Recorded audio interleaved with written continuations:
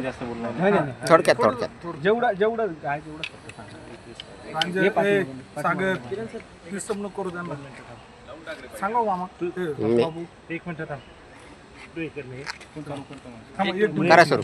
तिकडे तिकडे कॅमेरा महत्वाचा माणूस राहिलाय महत्वाचा माणूस आहे. स्वतः महेश महादेव. मी कुठे नाही मामाच्या पाठी मागून येणार. नाही मामांना डिस्टर्ब करायचं.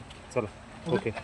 सर उद्धव निमसे यांच्या अटकेची कारवाई केली जाते काय नेमकं ते शरण आले पोलिसांनी काय कारवाई केली? आडगाव पोलीस ठाणे जो गुन्हा दाखल होता 236/25 BNS कलम 103 प्रमाणे गुन्ह्याचा गुन्हा दाखल होता. त्यामध्ये काही आरोपी अटक केले होते, काही आरोपी फरार होते. त्यामधील हे उद्धव बाबूराव निमसे हे फरार होते.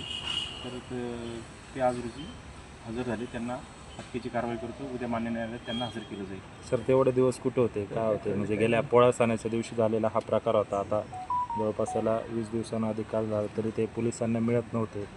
त्या संदर्भात काय माहिती? त्यांच्याकडे आणखीन अजून बारकाईने तपास करणं बाकी आहे. तरी ते इथून गुजरात, म्हणजे राजस्थान, कर्नाटक, आंध्र प्रदेश असं ते निरनिराळ्या राज्यामध्ये 10 ते 12 दिवस फिरले ते.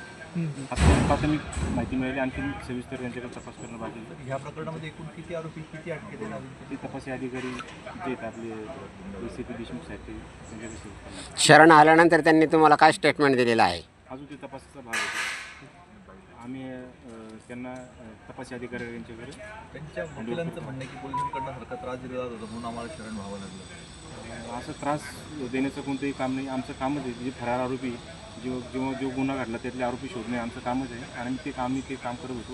या व्यतिरिक्त कोणताही त्रास वगैरे. Okay thank you. सर आपलं नाव